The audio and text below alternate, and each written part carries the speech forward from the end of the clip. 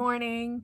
I'm down in my craft room this morning, and you'll have to forgive my lack of makeup. I haven't quite gotten that far today, but I did want to plan out my week, which I am oddly doing in the middle of the week because we came home from vacation a little late.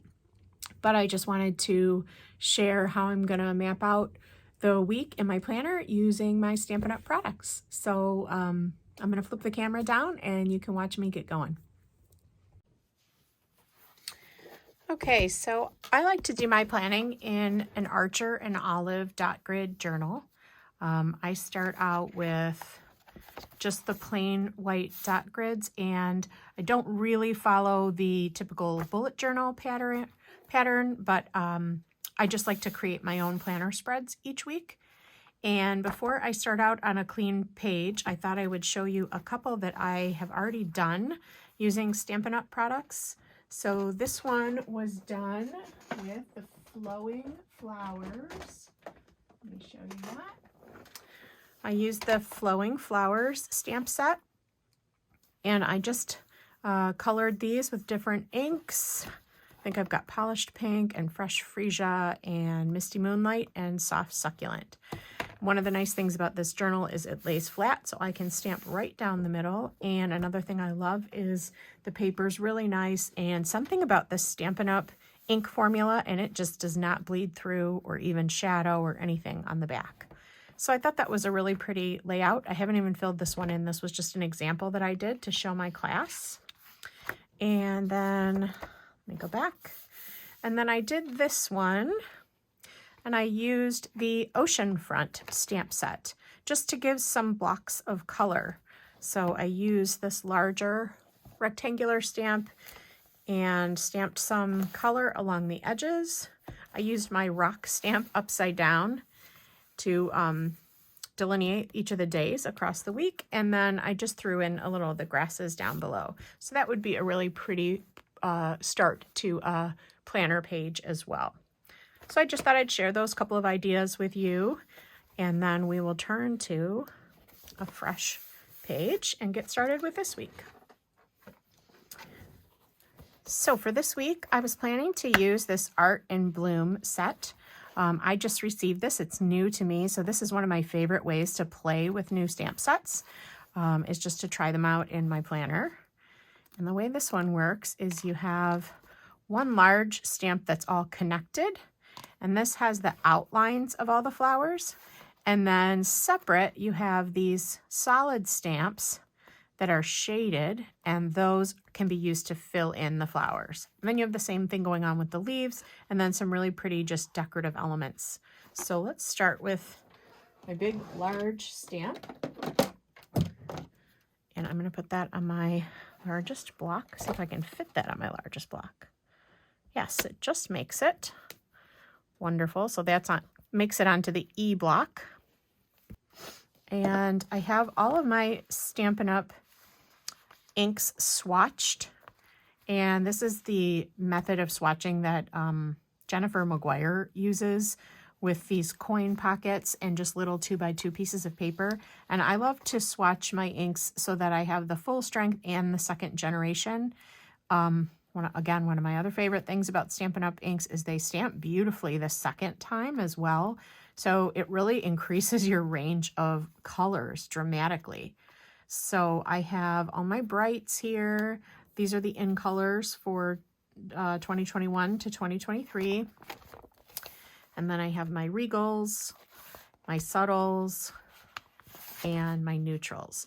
So this is what I do when I'm looking to create a color palette, is I kind of flip through and figure out what colors I'd like to go together. And we've got florals, so I'm thinking I'm going to pull that Granny Apple Green.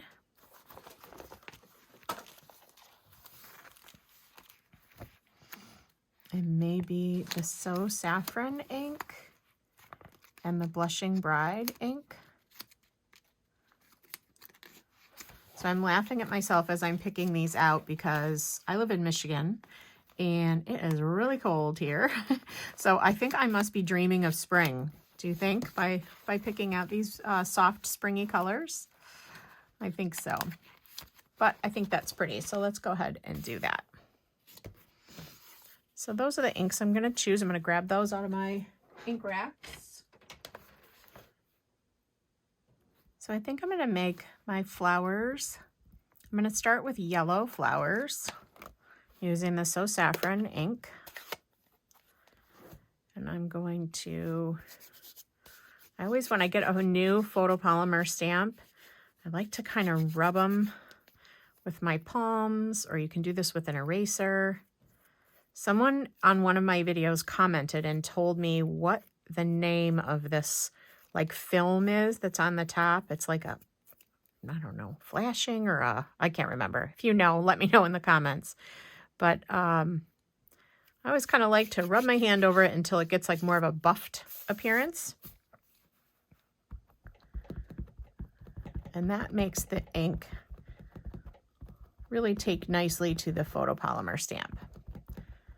Okay, so that I've got that inked up nicely. And I think I'm going to put these, they look like they live down in the corner. What do you think? And I like to hang them right off the edge of my page. Pretty. Oh, you don't even need to fill those in. That's so pretty.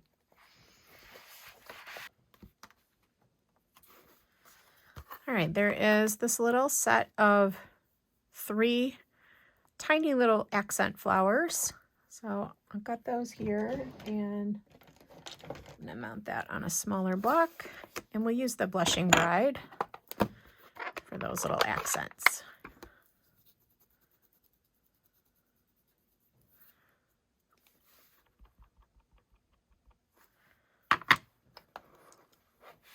And I'm just staying right down here in the corner.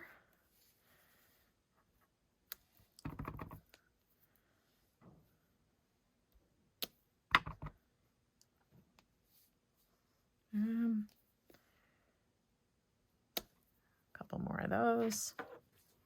Before I fill in any more, I think I'm going to add some of the leaves as well. There's 2 different leaf shapes. You've got the one that's open with the interior detail, and then you've got this little pair of skinny ones. So let me get those on blocks here.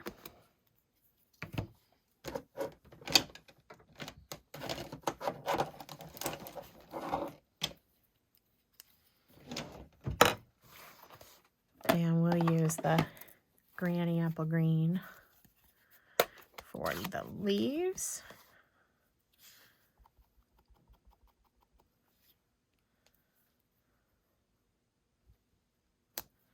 I'm just going to have those coming right out from behind my flowers.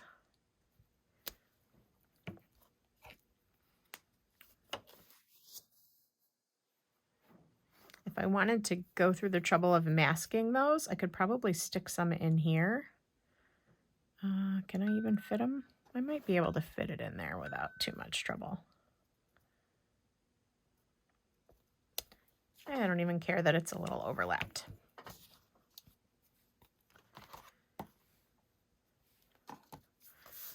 Okay, that's pretty. All right.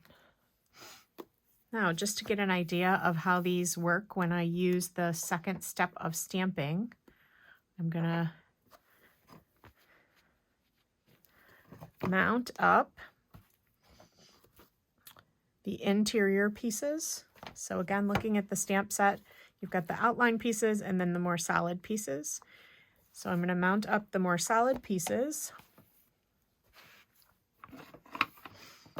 And I'm going to go back to my Saffron Ink here.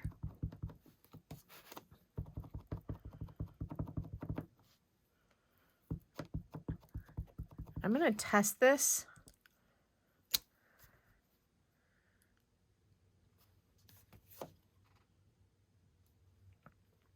I think I am going to stamp it off. So I'm going to go ahead and stamp that really well. I'm going to stamp it once on my grid paper. And then I'm going to stamp it over the top of my, yeah, you can kind of barely see it. Let's try that again.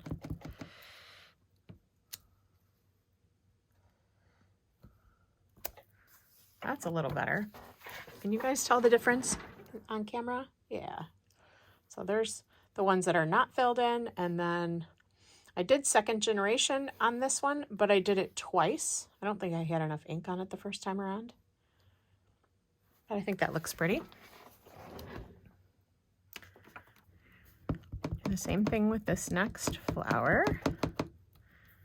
Make sure I got the right one here. I think this is this one. Yes. So I'm gonna stamp off on my grid sheet.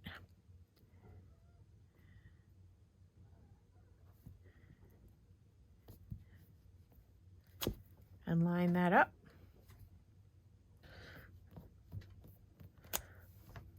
All right, so I've done that twice now. Now I'm mounting up my third flower.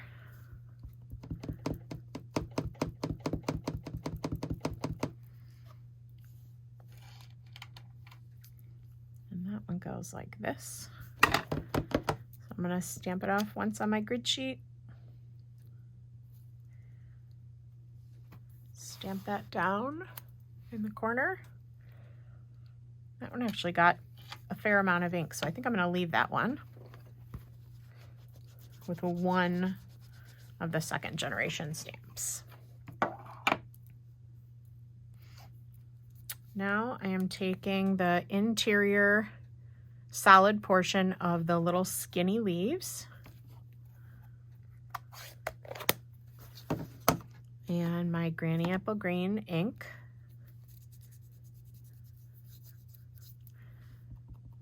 Ink those up, stamp them once on my grid sheet, and then stamp them again right over the top of that outline. So stamp them once on the grid sheet. I did that one really light because it's overlapping my flower a little bit. And one more time. How cute is that? I love it. You guys see that okay? Isn't that pretty? Pretty little corner in the bottom of my page. Okay, so I really like how that turned out. I'm gonna go ahead and repeat that whole process up in this section of my paper up here, and then maybe just a little bit over here. So I've got a little bit of a visual triangle. So I can fast forward because you guys already watched me do this once. Okay, I want to poke my head in and show you that I've made a little bit of a mistake so that if you are trying this, you can learn from my mistakes. One is I smudged my a green ink fingerprint right there. So I'll show you how to get rid of that. And also, I don't know if you can see that this is a little bit double stamped. I had forgotten, if you look at my book from the top, you see how I'm at the beginning of the book. So it's real skinny over here and a lot fatter there. So when I'm at the beginning of the book or the end of the book and it's not very even, I always like to put something under this to support it. You could use any other book, your Stampin' Pierce mat or a foam or a mouse pad, just something to give it some support so that you don't get a bad impression like I did there. Once I remembered it, then I went ahead and stamped this one and it worked out just great. But hopefully you can learn from my mistakes. So I'm done with my outlines and I'm gonna start filling in.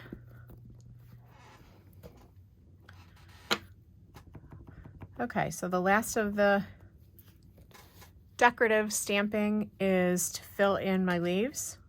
I'm going to stamp off on my grid paper and then fill them in with the second generation stamp. These designs are so forgiving too because they have a real artistic look to them. So if everything isn't lined up perfectly, no big deal. And I always say that my planner is my favorite place to make mistakes because it's only me really looking at this. I'm not giving it to anyone and I'm only looking at it for a week. So it's like my favorite place to play with new products, to test out color combinations. I love using it as that type of creative outlet for me, as well as a functional tool for planning my week and working with my family on things. Okay, now I just want to draw in the framework of my week, which I'm going to do with a ruler and a Stampin Write marker, and I'm just using Smoky Slate, just picking a neutral. And I just line it up where I want my columns to be. Typically, I like to do vertical columns. Sometimes I mix it up, but that's my favorite layout. So I'll zip ahead and let you circle back when I'm done drawing in my lines. Okay, I've gone ahead and drawn in my lines using the small end, the pen tip on my Stampin' Write marker, and then I've just used the brush tip to put MTW, like for Monday, Tuesday, Wednesday, Thursday, Friday. I'm skipping Saturday and Sunday. I think I can figure out what those are because I don't want to interfere with my flowers over here. And then I was drawn to this stamp.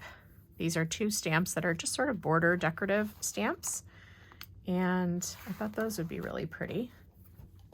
So I'm taking the one with the polka dots, and I'm going to use my Smoky Slate ink to coordinate with my days of the week. Excuse me, my cat is whining over here. I'm not sure why. So I've got my little dots, and I think I'm going to run that down the left edge of my page, right along here. Isn't that cute? And that will give me little spots to put my to-do list. So this farthest left column, I usually do not put a header on, and that becomes my to-do list. And then the other 7 columns are my days of the week. Plus, I just think it adds kind of a pretty accent there.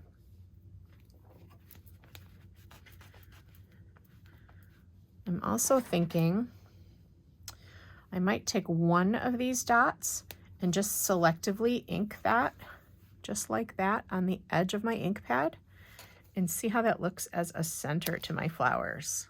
I kind of like it. Again, like I said, this is my spot to play, so I may or may not use that on a card project at some point, but I do love testing things out. So I'm just inking up that one little dot. This guy's gonna off the edge there. But I like that. I like how that ties in to my neutral framework of my page. All right, I'm just gonna write in my dates also, and then I'm gonna be done with this spread, I think, before the pen.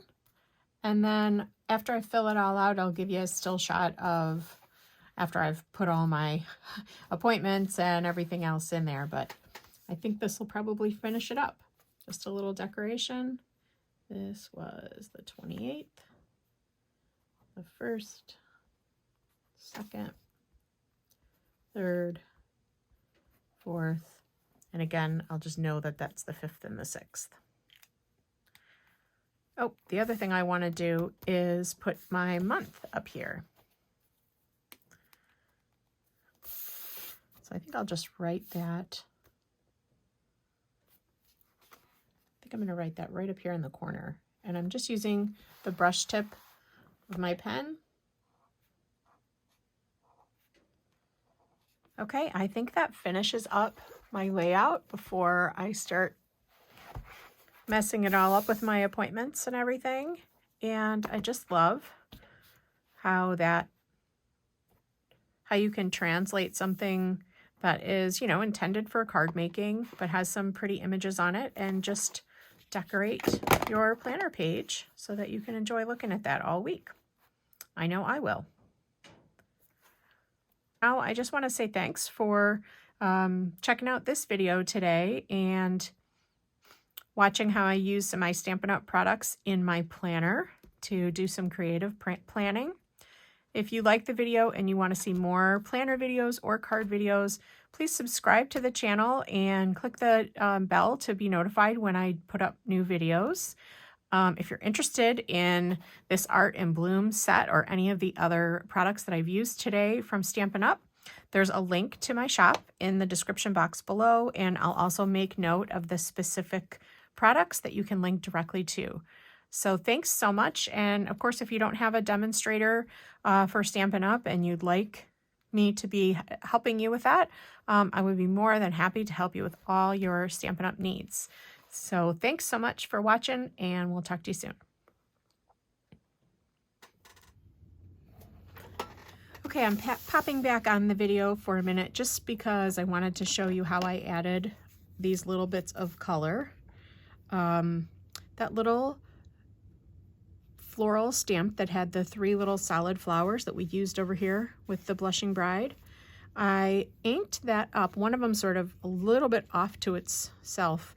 So I just selectively inked that on the edge of my Blushing Bride ink pad to give me a few, I don't know, they look like asterisks to me. If I wanted to highlight a few things that were like all-day events, like this is Ash Wednesday, I'm Catholic, so I wanted to make note of that. I had some birthdays on Thursday, and both my girls have hot lunch at school on Friday. So those aren't events that require my time, just things I need to remember. So that's what I used that little flower for. And then for things that do require my time, like appointments or places that I have to be, I just took the coordinating Stampin' Write markers, and I used the brush end and just sort of laid my tip down flat and just made a little swipe across the page. And that helps me kind of bring my eye right to those appointments so I know what I have breaking up my day and places I need to be. All these other things that I've written in, I usually don't have to participate, but I might have to provide rides. My kids are younger, and so I drive them to and from a lot of places.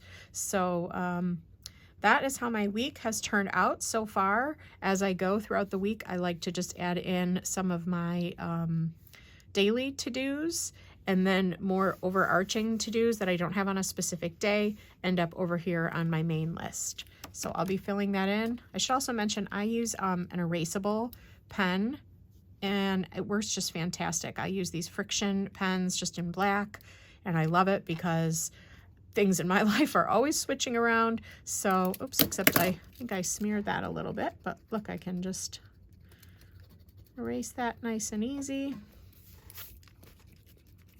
and rewrite it so it looks neat.